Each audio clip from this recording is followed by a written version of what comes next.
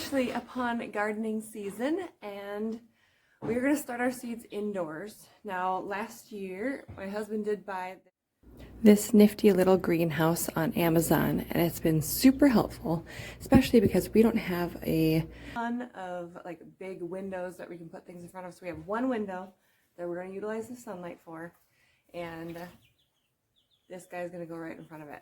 So that's kind of where I have it set up now. I'm going to give it a wipe down, and then I'm going to do some seed starting today. My husband has the whole garden all planned out, so I'm just going to follow his lead, and he'll just tell me what to plant for this first little set. Yeah, so I'm going to get that going.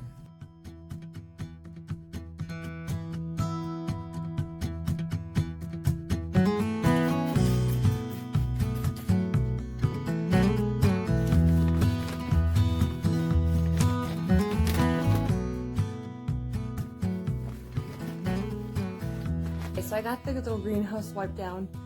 It was just a little dusty from being stored. The really nice thing about these greenhouses is in the past when we've started our seeds indoors, we've started it on just like a folding table, and it's just out open, and it does dry out the soil much faster when you don't have the greenhouse, especially if you're starting, you know, in the cool of winter. The air's already dry, and then you just have it exposed in the room that you're in. If you have any heaters going, we do have space heaters going often, and all that just sucks moisture out of the air. So the seedlings just don't seem to do as well when they are drying out, obviously. That's what these greenhouses are just really helpful for that. And they do keep, you know, animals out of them. We have cats and dogs, and you know, I mean, last year we did have our dogs were puppies, so they did kind of get to the bottom ones a little bit, but this is super nice. It actually it's a zip closure, and so you can kind of see here, this zips all the way down. It's almost like a tent, and then it just keeps everything contained in there, which is really, again, really quite great. So if you have a dry house and you want to start your seedlings indoors, I highly suggest one of these. I mean, obviously a counter is just fine, or whatever you have. We don't typically use grow lights. We try to do as much as we can without additional electricity. We are on the grid. We're not off the grid by any means, but we would like to learn those skills. And so just utilizing natural light sources is the route that we've gone so far. We do tend to get pretty good germination off of just utilizing the sunlight. And like I said earlier, we do have just one window that gets a decent amount of light besides our bedroom, and we have our baby in our bedroom right now, so we're just not going to have the seedlings in there, so this will just be our best option. Okay, so something else about the greenhouse here is that it has these racks, and my husband stabilized it just with some zip ties so that they didn't move around. It just provides a little more stability. And again, if you have animals of any sort, you want it to be as stable as possible. We are actually having the discussion on how to stabilize it to like the wall or something so that our little crawler doesn't pull it down, because she wants to yank everything around and shake it, and so we'll see. Stabilization, very important. This is Rosie. She thinks she's gonna help. Okay, so she's the dog that ripped up her dirt last year. She is. As a puppy, she got into it, that's for sure. So we have some natural and organic dirt here. I don't think we've used this brand before. And then we just have a bunch of our empty containers from last year. I mean, they are a little dusty on the outside, but they were rinsed out at the end of the season last year, which can be really important to just rinse out any old dirt. You just don't want to start your new seedlings off with any kind of mold or mildew. And a lot of this is just dust, so I'll probably just give these a quick little wipe down. No need, I mean, we're obviously going to put dirt in it, so it might be kind of silly to go through a whole washing system with these. So what I'm going to do is I'm just going to take this dirt, fill up these containers, and then I'll see, I'll check in with the mister and see what he thinks that we should start today. All right, so the mister is here, so I'm going to ask him, what are we planting today? Okay, so the census is in. So we're going to use these nice big reservoirs for our planting today. And the husband gave me the list. Here's what we're going to do. We're going to do celery, broccoli, a couple different pepper varieties. I'm not sure if I'll do all of these. And I don't even know if I'll begin to attempt to pronounce some of these. Quadrado giallo d'asti. There we go. Where's the other one? Okay, here's our bell peppers. Okay, so there's like 5 varieties of bell pepper here. We're going to do cherry tomatoes and Roma tomatoes, pickling cucumbers, and muncher cucumbers. There's the lineup. No kisses. No.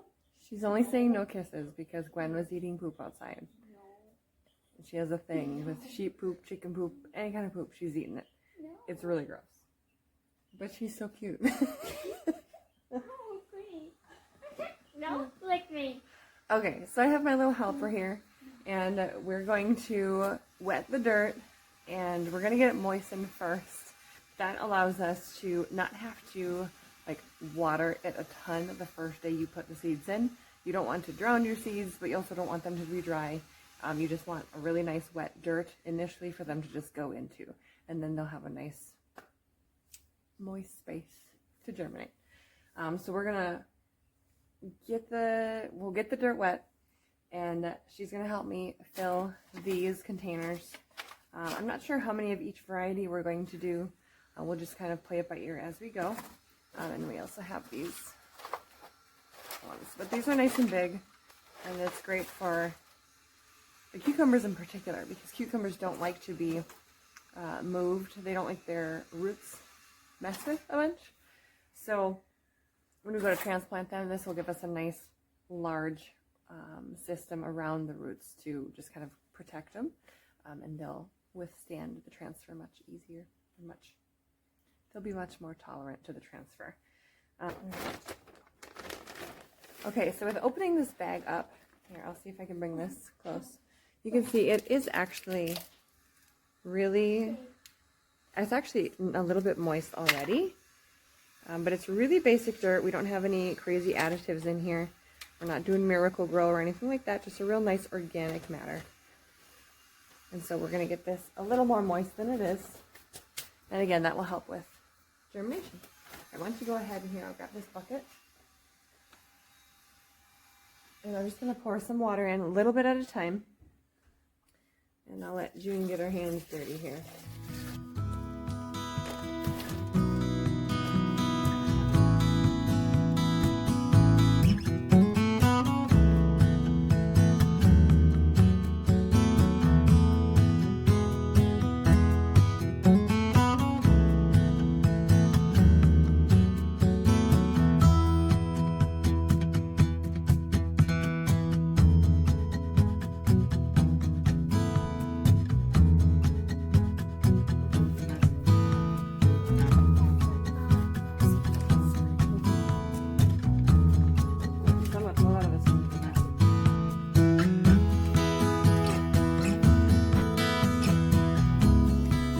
Okay, so while she is still filling up these containers with dirt, which another thing to note that's very important is when you're starting seedlings, you don't want to compact the dirt too much. You want to make sure the roots have somewhere to go, and if it's compacted too much, they just struggle a little bit more.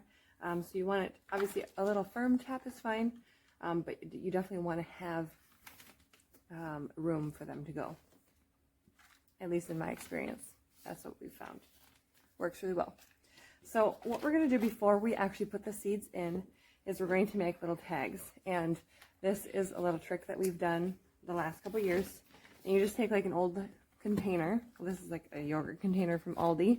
This outside will come off once I start cutting it. But you're actually just going to cut little tabs. I have these scissors upside down. Who does that? Okay. Doing it upside down. Yeah. So, and you can make them as wide or here, now that we've cut that, we'll just pull that outside right off. Obviously, if you have sour cream or yogurt or any kind of container, just keep these. They're really handy. And you're just going to, that one is a little crooked, but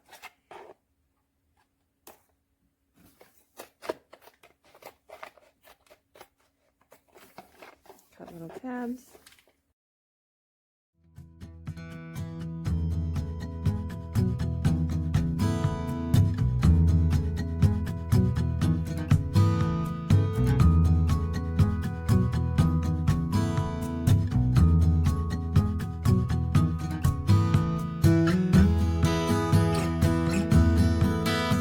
Okay, so now you have all these little tabs that you can write on. And you just want to write on with a Sharpie, or well, whatever you want, but a Sharpie works best.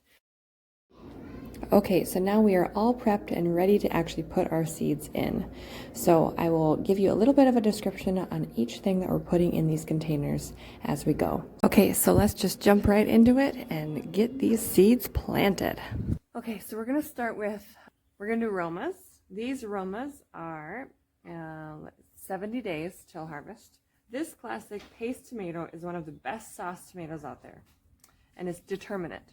So that means that there's a certain amount that will be provided on the plant, and then once it's done, the plant is done. It's not going to continue going throughout the season. So just like all other seed packets, you're going to have some information on your packet on your spacing, what you're going to plant them once they go outside, like how close or far apart they're going to be. Since we're just doing the seedlings today, we're not worried about the spacing. Now we're going to worry about the depth. So the Roma tomatoes here are 1/4 inch down. So when we go to plant, so we're just going down 1/4 inch.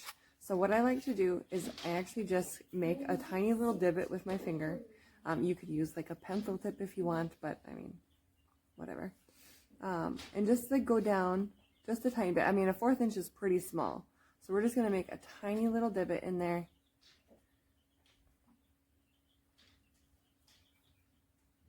And I don't even know if you can see that. You see those little divots in there? Oh, there we go. Lighting there. Okay, and so in each one of those, we're going to put our seedlings. We're just going to do one in each. And tomato seedlings are little.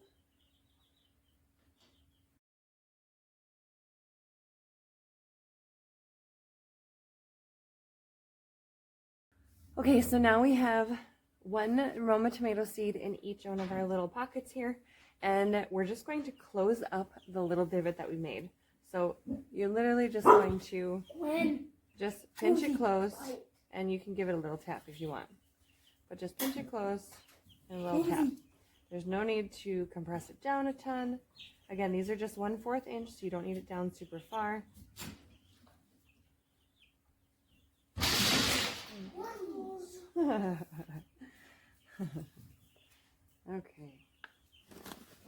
Okay, so Roma tomatoes are done. That's it. And then we'll put them on our shelf, and we'll give them a little spritz of water, but they don't need to be heavily watered because we pre-wet our soil. So, and the nice thing about when we do it like this, we pre-label them so we don't have any mistakes. So we're going according to our labeling. So Roma tomatoes, done, check. All right, cherry tomatoes. Cherry tomatoes, these are 70 days to harvest. Red cherry tomato, amazingly sweet, small tomatoes grow on vigorous vines. These are also 1/4 inch.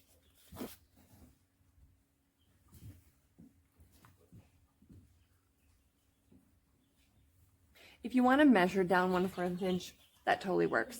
You don't have to. Just eyeball it. Just don't go down too deep. Too deep is where they're not going to get enough of what they need.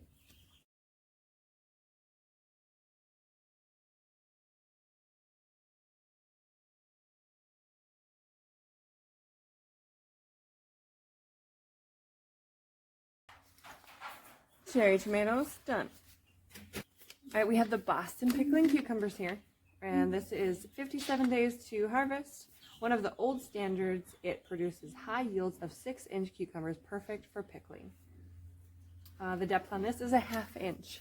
The nice thing about pickling cucumbers is that you can usually tell the difference between picklers and munchers. Picklers have a more firm texture to them. They have less water content, which allows them to stand up to pickling. You can definitely eat a pickling cucumber. They might not be actually as flavorful in their raw form. Just depends on the variety and at what stage you're harvesting them.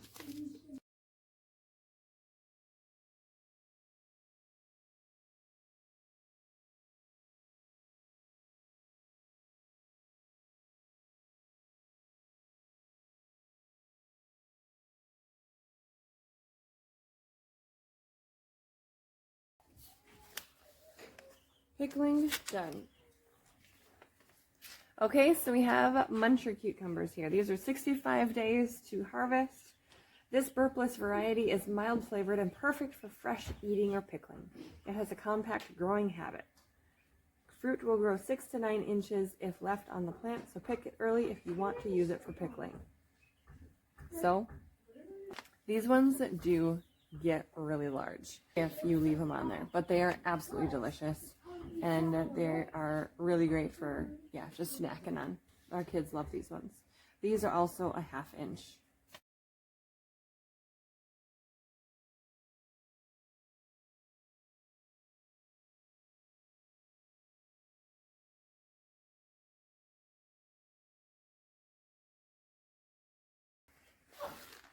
Okay, so muncher cucumbers are done.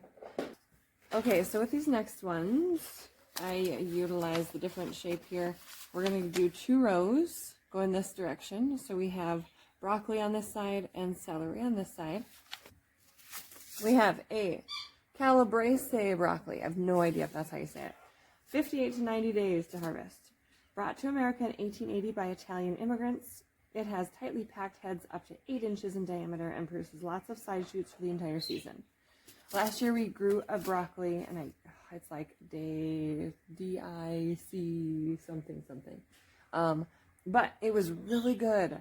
But it didn't produce maybe as much as we would have liked. So we're going to try this variety this year and see if these side shoots will provide a little bit more broccoli for us to munch on.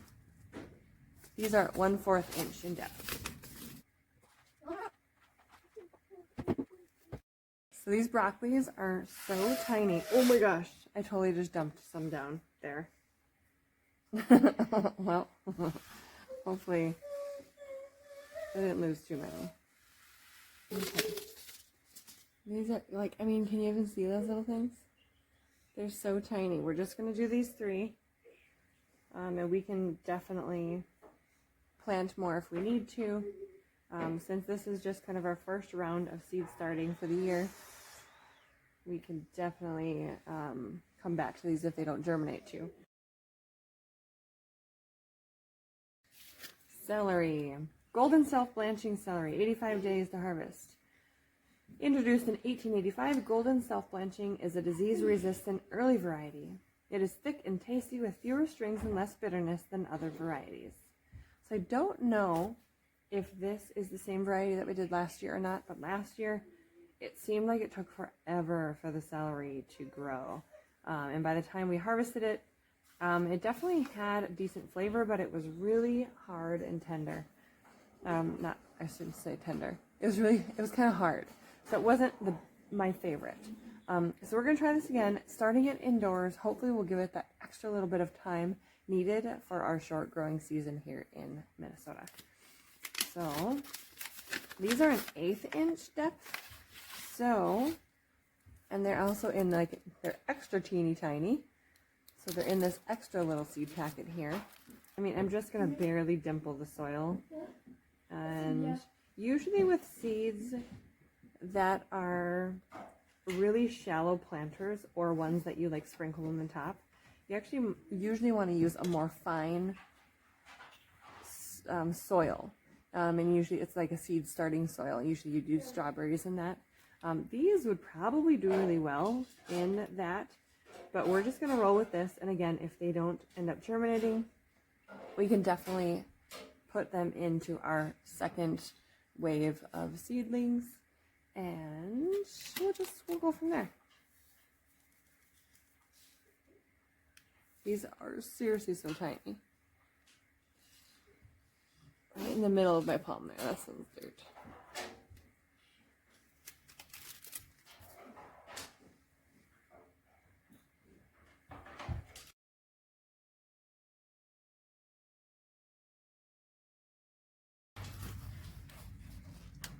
Done.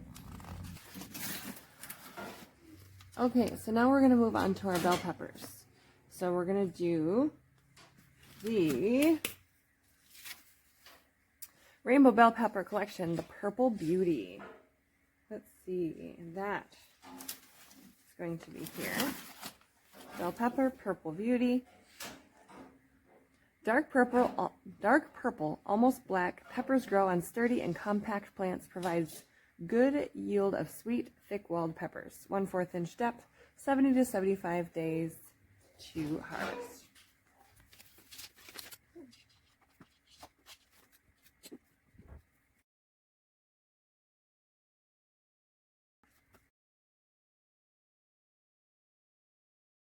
Next is the Rainbow Bell Pepper Collection Orange Bell. These beautiful orange peppers that are sweet and delicious with thick flesh. These juicy and crisp peppers are wonderful, raw or cooked. 1/4 inch, 90 day to harvest.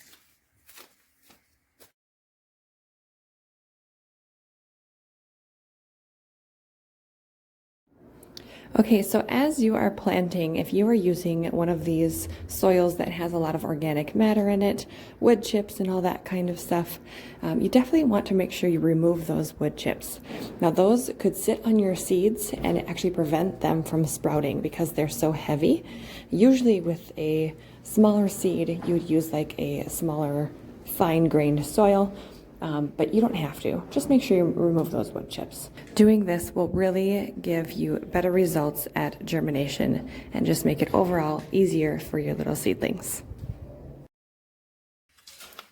Okay, done. Oh, okay. So we're gonna do the Rainbow Bell Pepper Collection, California Wonder, 70 days to harvest. Thick-walled and blocky green bell pepper that ripens red, an excellent choice for stuffing. 1/4 inch.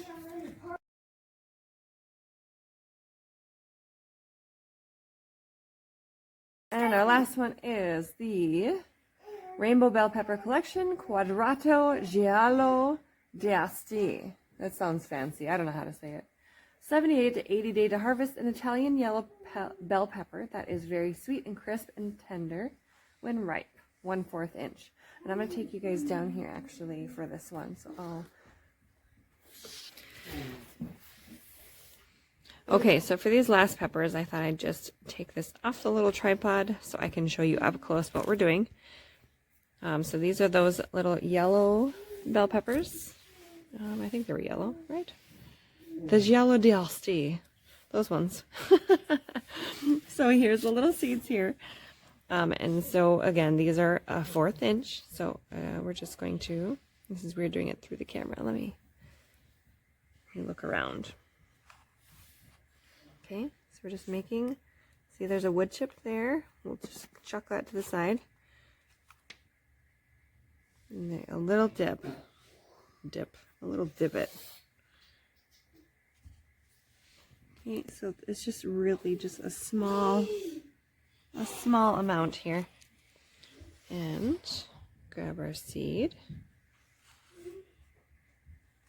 and plop it in.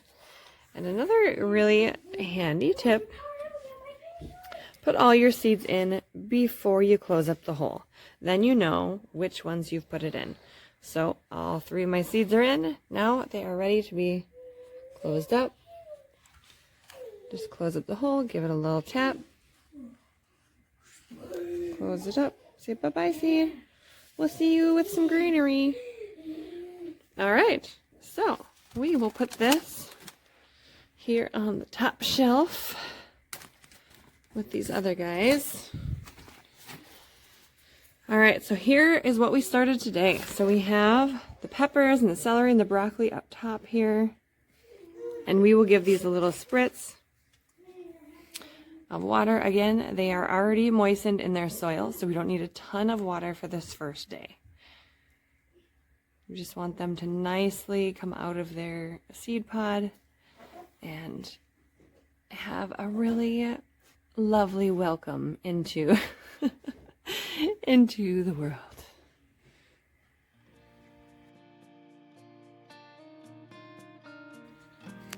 Okay, so the only thing left to do is to give these a little spritz with water.